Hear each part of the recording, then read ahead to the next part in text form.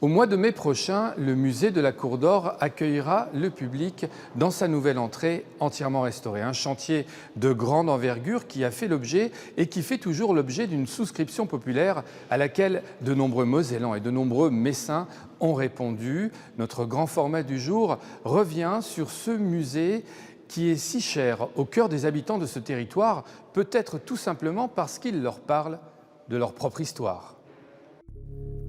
En attendant l'inauguration de la nouvelle entrée du musée de la Cour d'Or, notre visite commence par la découverte d'un monde, le monde gallo-romain, et par une des missions les plus importantes de cette institution, le partage du savoir et la transmission aux jeunes générations. On va parler de la langue qui est écrite ici.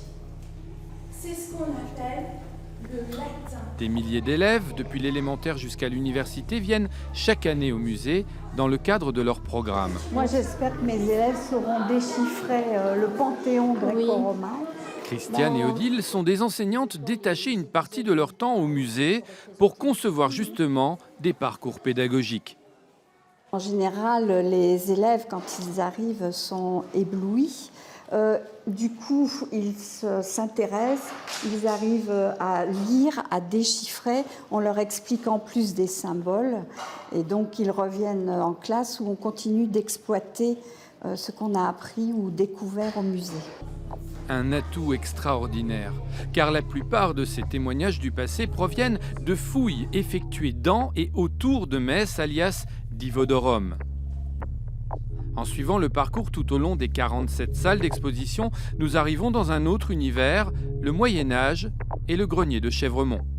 C'était au départ un grenier frumentaire qui servait à nourrir la population en cas de guerre ou en cas de famine. Un grenier ? Un grenier à grains. Pièce maîtresse de cette époque, ce rarissime plafond peint avec son bestiaire fantastique. La visite se poursuit dans l'univers des Beaux-Arts. Nous y retrouvons Christian. Il préside la Société des Amis des Arts et du Musée, un fou d'art et d'histoire.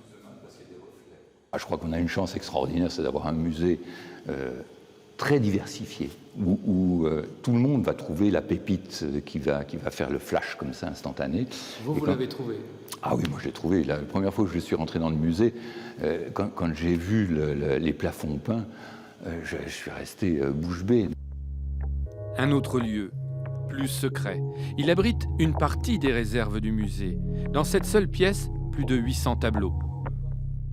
Il y a des tableaux qui sont conservés, il y a des œuvres d'archéologie, des œuvres médiévales, d'histoire naturelle, etc., etc. Cet objectif de conservation fait que nous entretenons les réserves, que nous travaillons sur les objets qui sont en réserve, des études sont réalisées, mais aussi des restaurations.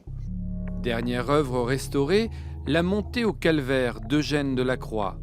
Le tableau sera prêté au musée du Louvre de mars à juillet avant de retrouver sa place aux côtés des autres chefs-d'œuvre exposés ici, au musée de la Cour d'Or.